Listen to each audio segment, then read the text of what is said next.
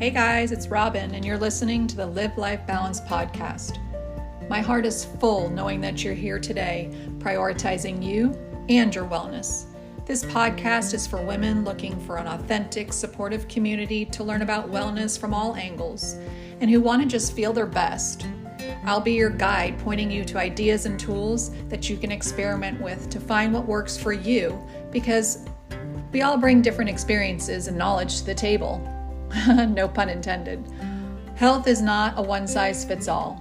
By feeling our best, we're able to show up in our purpose, and that allows us to live the most joyful life, even in the most challenging times. Together, we're going to grow by learning to align ourselves and taking some simple, actionable steps that feel right for you. We're going to talk about self-care. We'll talk about nutrition, daily toxins. We'll talk food swaps. We'll definitely be talking about mindset and reframing our thoughts because it's so important. I hope that you leave today feeling more empowered and at ease. And I hope that you can take one or two small steps to be able to create the you that you want to be. Are you ready for all the possibilities? If you said yes, say, I am ready. Now let's get into it. Hey guys, welcome back to another episode on Live Life Balanced. I'm so happy today to have Cindy Kane joining us. She is an Integrative Nutrition Health Coach and a practicing dental hygienist. She's passionate about supporting clients as they gain better balance for better health. Cindy believes whole foods and improved lifestyle habits are essential for sustained success. As a practicing dental hygienist, she has always been a proponent for less consumption of sugar to prevent tooth decay and balance blood sugar. She's now created two small group programs. One is called the 21-Day Detox Lifestyle Sugar and Lifestyle Detox, and the other one is called Unstuck. Both the programs empower and support participants as they make shifts towards wellness. Cindy is a wife, she's a very busy hockey mom, and she's an avid tennis and pickleball player. Not only is she all of those, but I am blessed to call her my friend. We met in school and became study partners and now accountability partners. Although we have not met in person, I feel like I've known her for a lifetime, and I look forward to the day that I get to actually meet you in person. So welcome, Cindy, and how are you this morning? Hi, Robin. I'm great. Thank you for that introduction. And I also am excited to meet you in person someday. We definitely will be. I know it. We'll just have to make it a priority.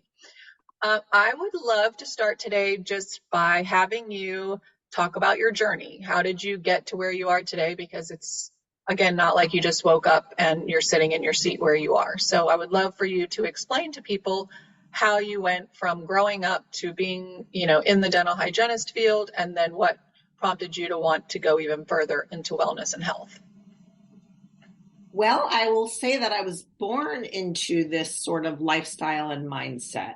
My parents were both advocates for wellness, whether they realized it in the early 70s or not. My father had us hiking and biking and sailing and swimming and doing all of the outdoor activities that New England has to offer. While my mother participated, she did so maybe a little more reluctantly, but what she added to our lives and our childhood is always having homemade meals, always balanced foods, not a lot of sugar, whole foods, always a protein, veggies, a meal, sitting down together as a family. And I just grew up in that sort of mindset of wellness, of health, without it actually being said. It was the examples and the way that we grew up that sort of led me into the idea of what made me feel my very best. And then when I was headed off to college, not really knowing exactly what I wanted to do, my father as a dentist suggested dental hygiene, which has been a gift to me as a career. I'm over 30 years now into just being able to support patients in the way that I have, which includes overall wellness for sure, but oral health, because we do know as health coaches, and I hope that people listening have learned from their dentists or dental hygienists, that oral health is really the beginning of overall health. And So it's interesting that you say that, because I think a lot of people, when they go to the dentist, they go for their 2 checkups a year. They want to make sure that they have no cavities, and they, just want to make sure that they have a good smile as they age. But I think there's so much more to it that people really just don't understand. And it's been interesting in my life to see some of my family members have a lot of dental issues. Um, Knock on wood, I have not, but I see like the stuff that people go through. And I often wonder, now that I'm in this health and wellness, community, I wonder like how much of that could have been preventable, or because, this is not my area of expertise. So I wonder, like, as your patients sit with you year after year and they come back, usually you have the same dental hygienist. I mean, I've had the same one for a long time. It must be, how does it feel to be able to encourage those people twice a year at least, to take better steps, to do better things? And I know you only have a short amount of time and you're, in their mouth, so they're not really able to communicate back. But what have you seen over your 30 years as far as like the impact you've been able to make just from those people coming year after year, sitting in your chair?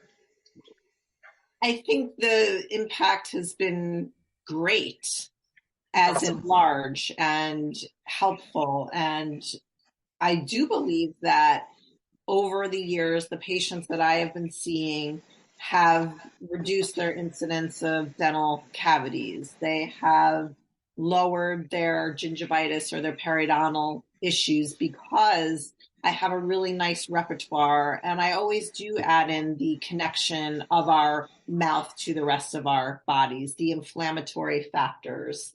And we do talk about brushing twice a day. I'm a big proponent of the Sonicare by Philips.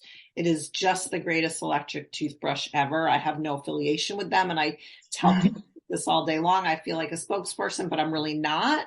But I see when people use the Sonicare or the Quip toothbrush, which is a better price point, that people's oral health is markedly better than it was 6 months ago. Well, that's good to know. Thanks for sharing that. I'll put those two in the show notes so that people, if they're interested in finding a new toothbrush, they would be able to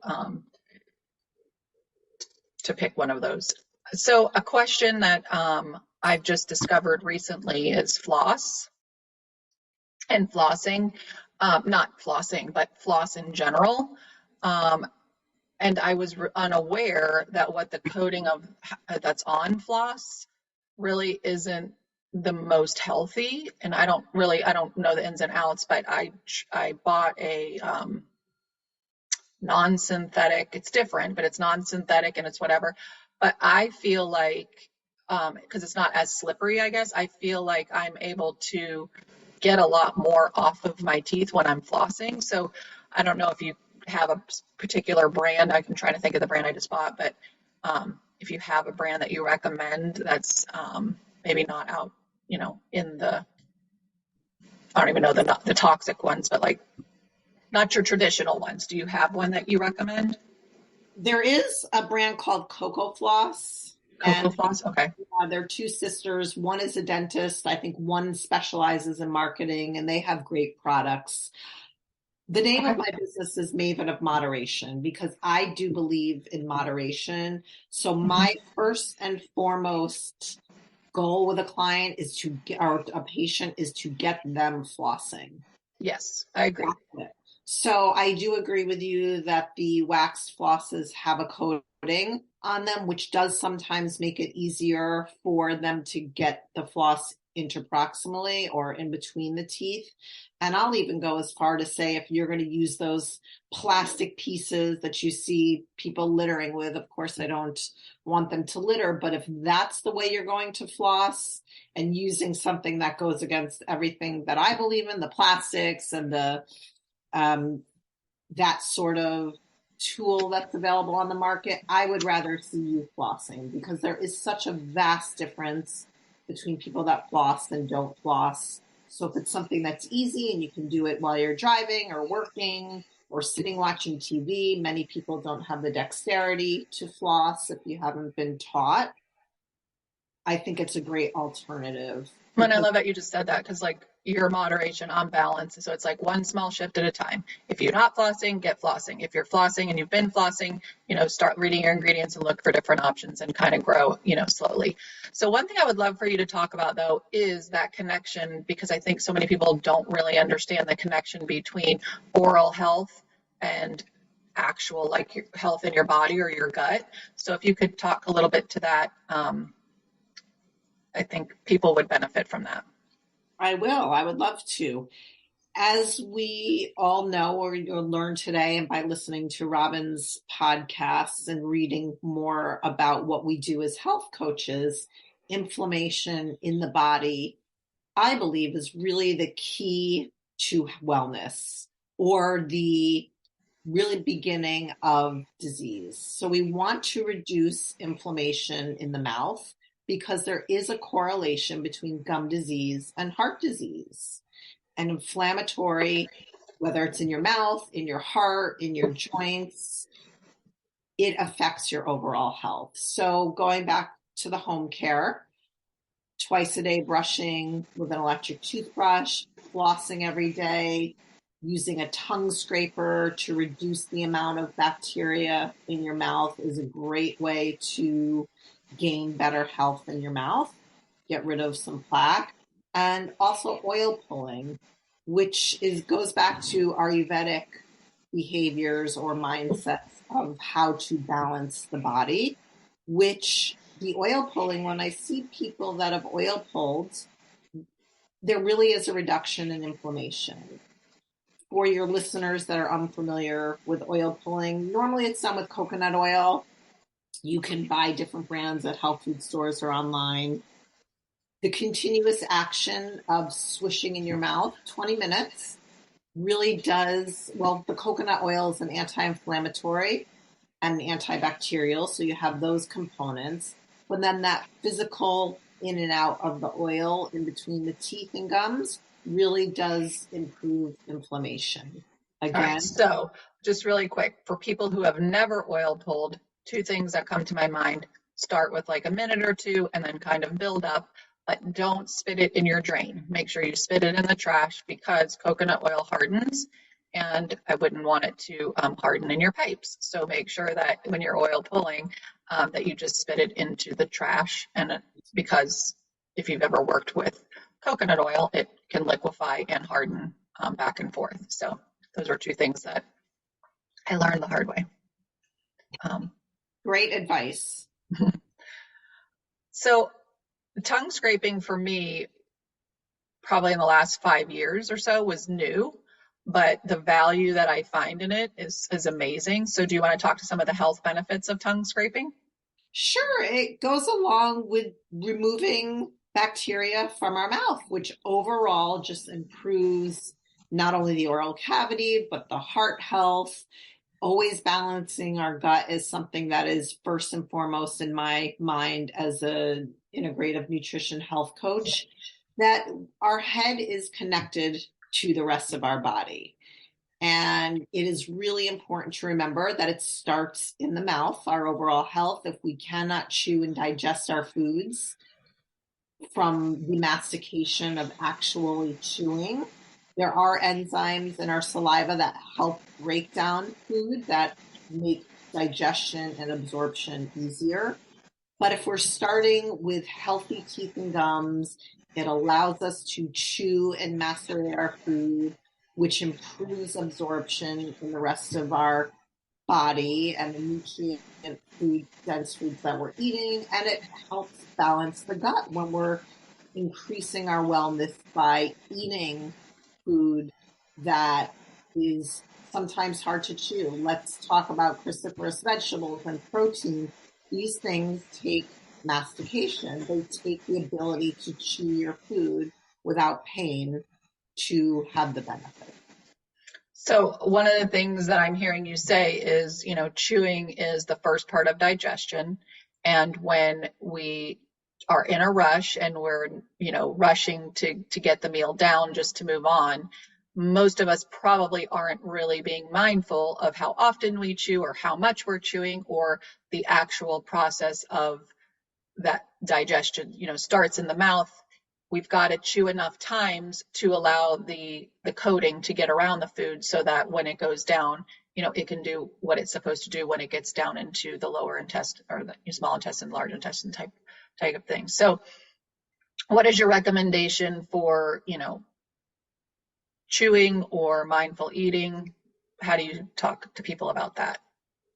This comes up so often in health coaching. People generally come to me because they want to lose weight, they want to feel better, they want to choose better foods. So we talk a lot about mindful eating, slowing down, chewing 20 to 30 times before swallowing, which to me is a lot. So if you think of yourself, think 15 times, 10 times, something more than what you're doing. So as we covered, not only does that improve absorption of nutrients, but it also slows down our mind for consumption of food. It allows our hunger cues to connect with what we're actually chewing. That takes 10, 20 minutes for our hormones to kind of kick in and say, you're full. And when we slow down, we have that manageability, if you will, of our intake. I love that tip because, again, we're living in a very rushed society, but we do have choices around that. And with the amount of people that, are wanting to change their health and, have better wellness as they age, just simply sitting down to a meal and having that mindfulness, and you're right, having that slow down time, you do become full faster kind of in what you eat, because you're allowing it to start that whole process and cue that hunger cue, so that you realize that you're full. I think when we're shoveling stuff in and we're on the go, we're disconnected from any of those feelings, really. And so we're not making good choices. We're just shoveling food in. We're extra full when we shouldn't really be. And so that little tiny tweak, it's crazy, but that little tiny tweak can actually help, somebody better their health. And it's not difficult. It just takes a little bit of practice. So the tongue scraping, I just wanted to go back to that because for people who have never tongue scraped before, one of the benefits is when you are done eating, or you are trying to not graze and pick, for me at least, and this might be for everybody, I don't know, but for me, just simply the act of tongue scraping can separate you from cravings. It because it takes the bacteria and the taste of the food out of your mouth.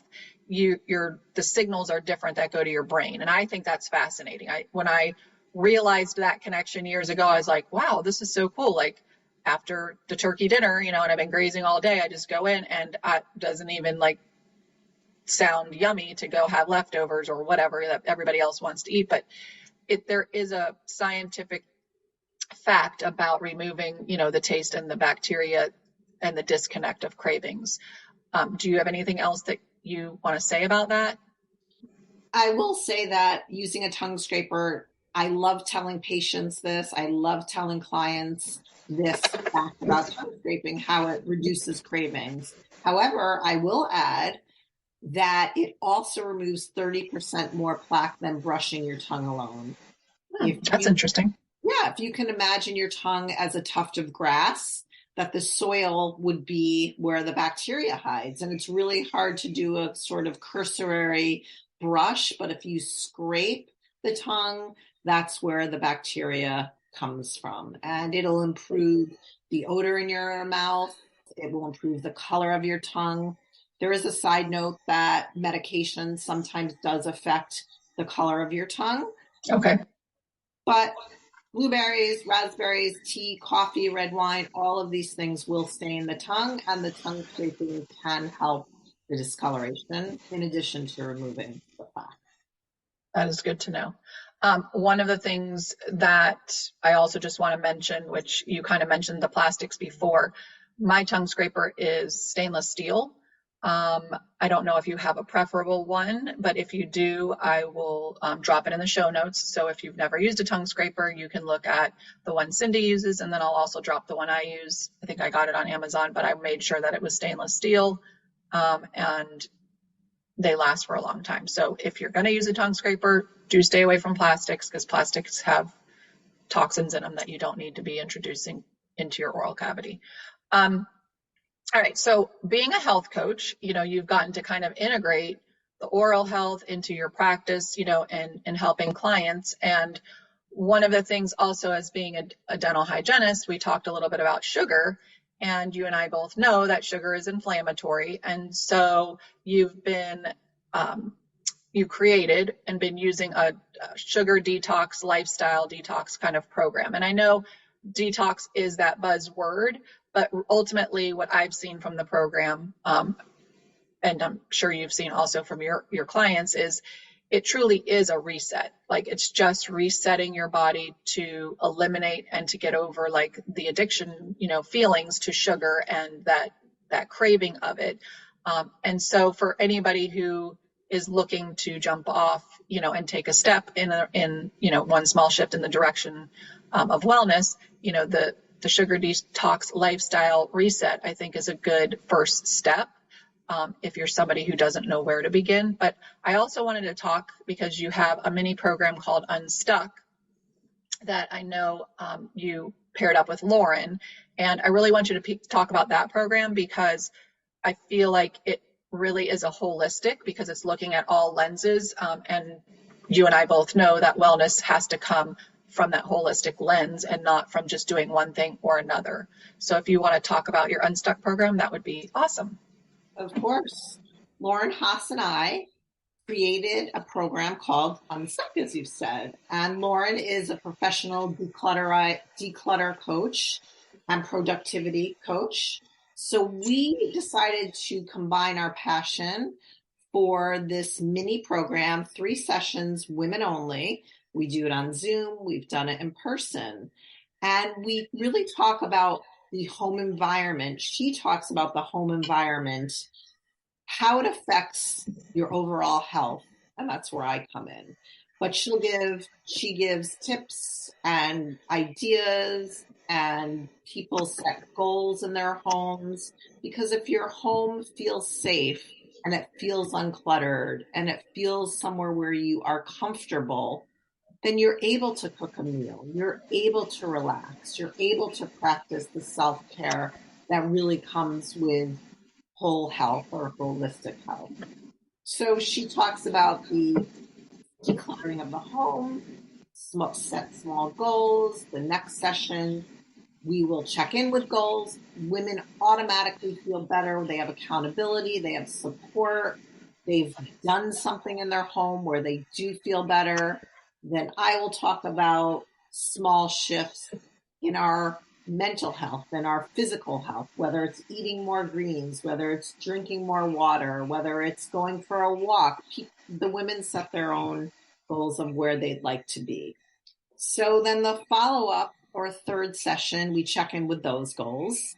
And then we talk about optimistic brain health and how we can create better balance in our lives and keep going towards better health. We created Unstuck during the pandemic. Many of us created or started habits while our time at home that were not supportive of our overall health. So that's why we called it Unstuck. We wanted to help women get unstuck from where they were. And we've had a lot of success. People feel better. They are better. There's more space in their lives for doing things that they enjoy. That's awesome. And I think, again, I love the overall theme of that mini, program, because it's just small little shifts that people can make to take one step in better health, which we're always talking, you and I, about how just taking a step forward really creates the momentum to keep going.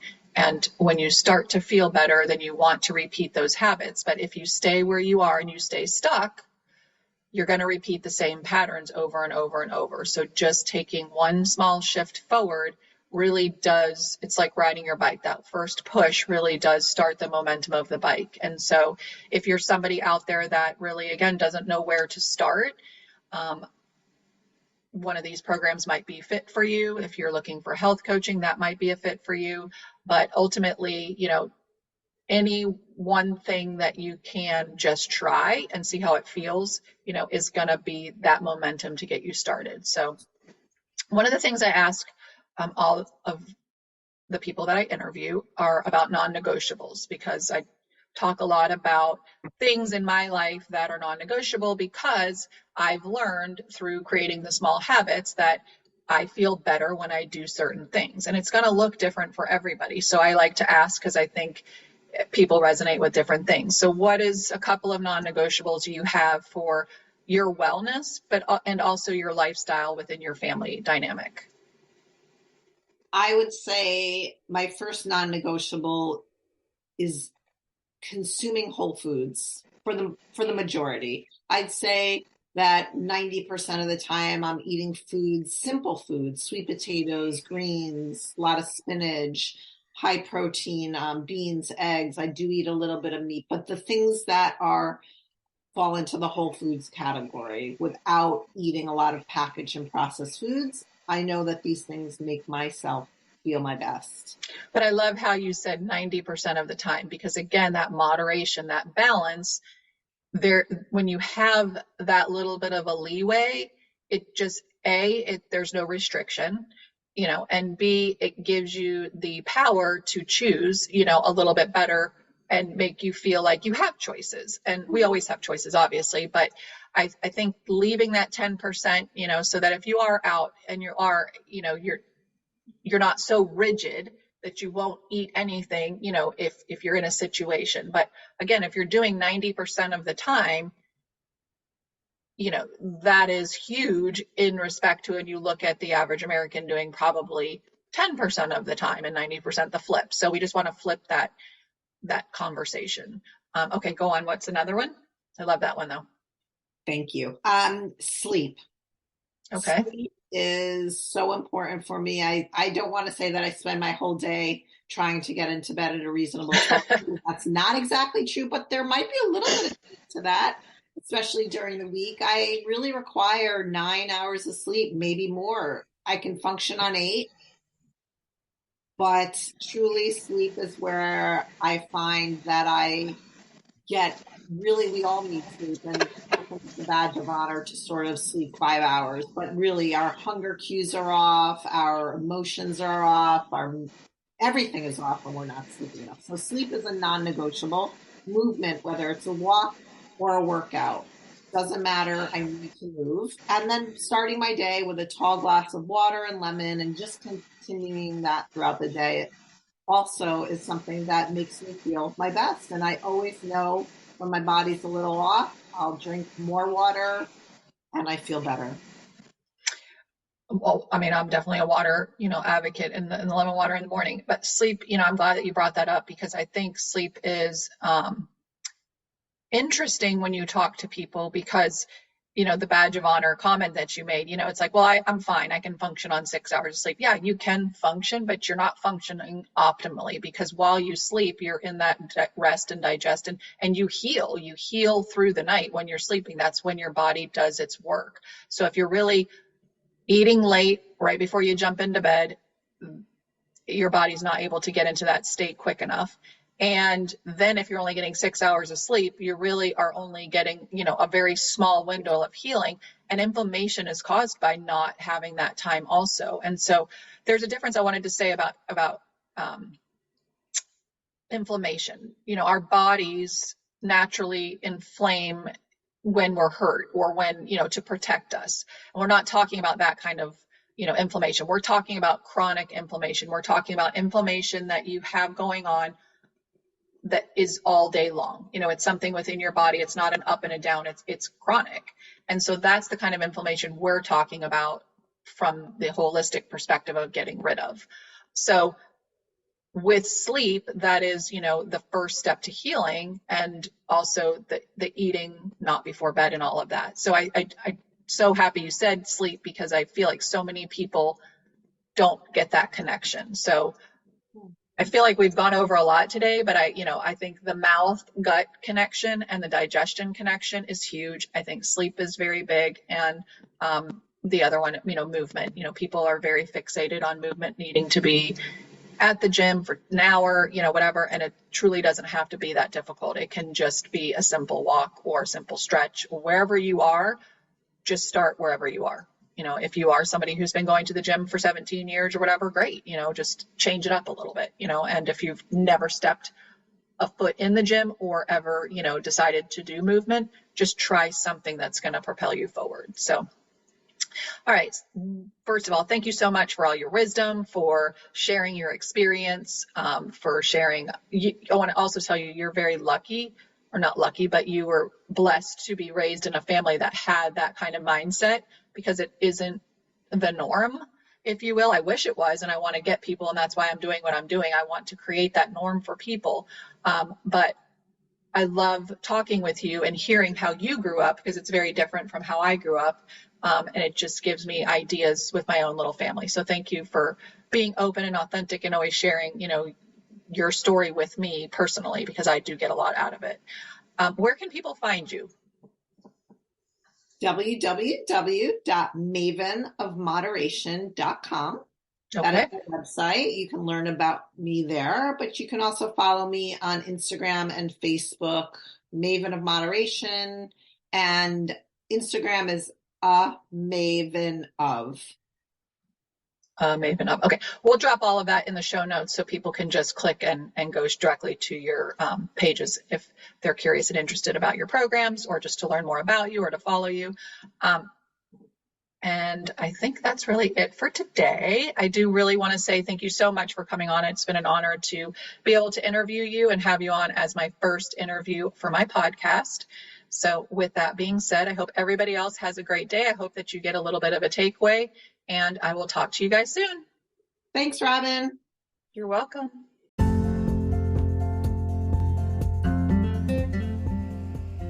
I loved being here with you today. I hope that you got something from today's mini episode. I'd love to hear what resonated with you. Drop a comment below, and if you feel led to, download this episode and share it with someone that you love that needs to hear this message. To stay connected, check out my Instagram and Facebook pages at Live Life Balanced with Robin. Join my newsletter, my blog, or even opt in for my free junk food cleanse sheet at my website, which is www.livelifebalancedwithrobin. And if you're looking to work one-on-one with someone on your health journey, check out my services page on my website too. Thank you for allowing me to be part of your day. It truly means a lot that you are allowing me to be on your wellness journey with you. Until next time, find peace, love, and light by breathing, being present, and allowing for all possibilities to happen.